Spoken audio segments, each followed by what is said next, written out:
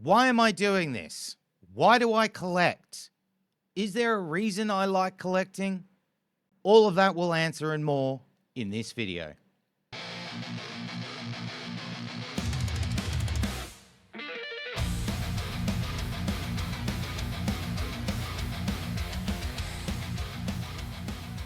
Something you should always be asking yourself within the hobby is, why do you collect?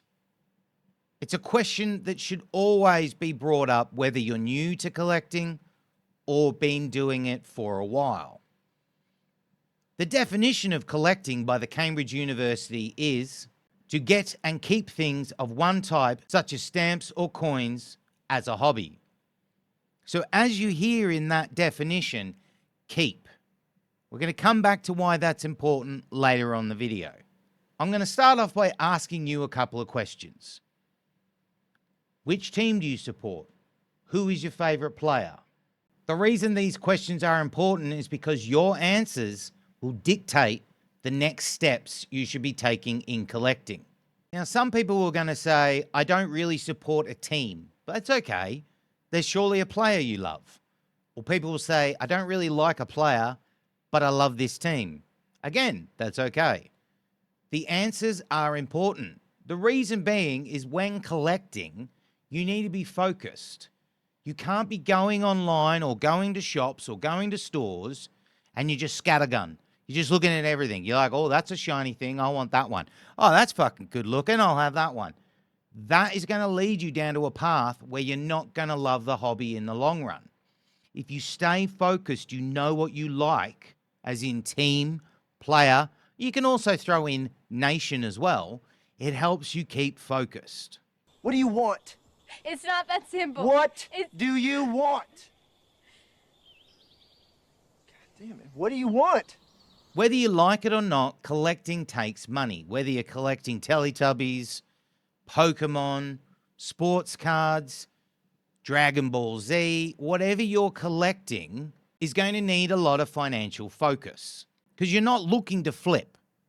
You're not looking to invest.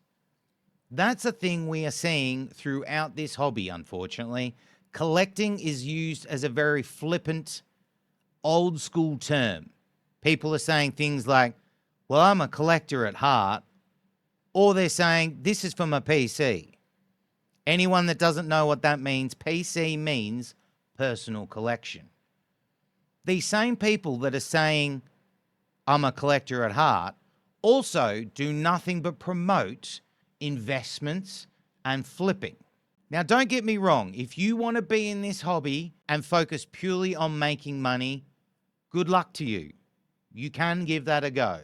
There are some people that are very successful, but there also are a lot of people that aren't successful. The reason collecting is the backbone of the sports card hobby, the football/soccer hobby, is because without collectors, these investors, these flippers, would have no one to sell to.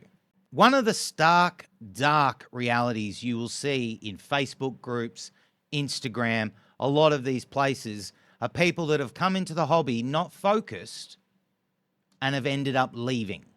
Don't let me leave, Murph! No! No! No! Now, an important part of the hobby that also gets skimmed over is it's got to be fun. Of course, it's fucking got to be fun. You are spending time and money on a hobby. You've got to enjoy it. So that's why it's got to be something you like. If you like Chelsea, get Chelsea cards. If you like Real Madrid and Real Madrid is the only team you love, get Real Madrid cards. Another thing that's forgotten and not spoken about, and we need to be honest about, collecting those little shiny pieces of cardboard is a weird thing. It's nerdy, it's geeky, really is. But that doesn't mean it's a bad thing at all. It really doesn't. On a personal level, I collect because it's a weird, quirky part of me. I collect because I enjoy it. The fun of having that thing in your hand after you've chased and looked and hunted for it for forever to get it in your hand is really exciting. Part of collecting cards makes me feel nostalgic. I look at a card of Teddy Sheringham, Les Ferdinand, Gary Lineker, Glenn Hoddle, these kind of players, and I remember when I first started seeing them play. I remember great moments. I remember a certain kind of goal. I look at Hyun-Min Son cards and I just remember all of these wonderful goals. The goal he had against Burnley where he pretty much ran the entire length of the pitch. That goal against Chelsea at Wembley when he drove up the sideline, dinked past a couple of players and drilled it in. Cards make me feel nostalgic. And I like them. They're fun. I also feel like a kid again. It's a strange thing. It links to the nostalgic. I know why I like collecting. You need to know why you like collecting. If you honestly don't answer that question or can't answer that question, maybe it's time to look at something else. Collecting also shouldn't be about wanting it to appear relevant and important to others. I know we all want approval from others in every facet of our life, but sometimes things like collecting, it doesn't require validation. It really doesn't. It doesn't matter if your collection's worth $1 or $1,000. All that matters is it's your collection and you take pride in it. A classic example for me was my grandmother, my granga, as I used to call her.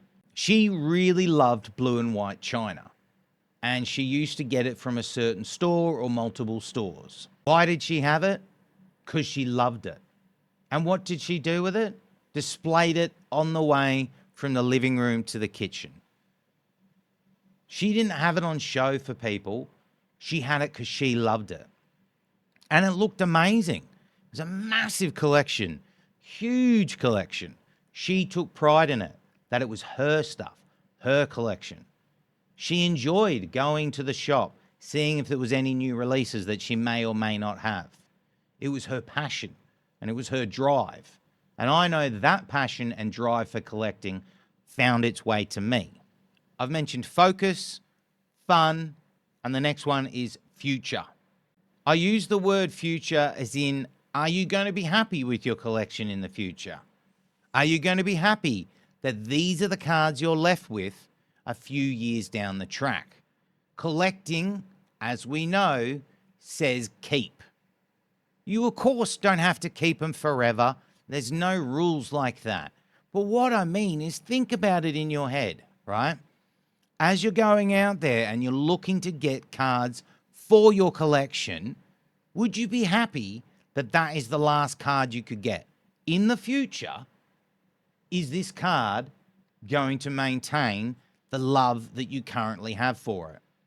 It sounds obvious to some people. Well, of course it would, but it's not that obvious. I've learned there's certain things I wanted and I was like, I need that card. Got to have that card. And then a little bit down the track, because I didn't look and focus properly and I didn't have fun with it and I didn't think about the future of it, I then needed to sell it to move it on. Your future is whatever you make it. So make it a good one. Both of you. You need to also be comfortable as a collector, which can be hard to wrap your head around, but just because you spent $100 on that card today, in 6 months' time, you got to know, most likely 95% of the time, it isn't worth that same money anymore. But as a collector, if this is for the future, you're okay with that. Your aim is to get this for your collection. Your aim is not to get this and try and make a $10 profit off. So usually as a collector, you understand this painful truth of collecting, but you're okay with it. So there's a few questions to ask yourself today at the end of this video. Yeah, you. I'm talking to you.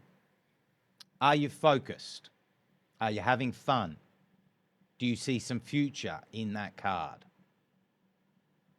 I also would love to hear from each and every one of you in the comments down below. The other important questions I said at the start of the video: why do you collect and who do you collect? Let me know in the comments. I'd love to hear what you collect and why you collect. This has been Totally Football Cards. My name's Jeremy. Yeah, buddy. Let's get it.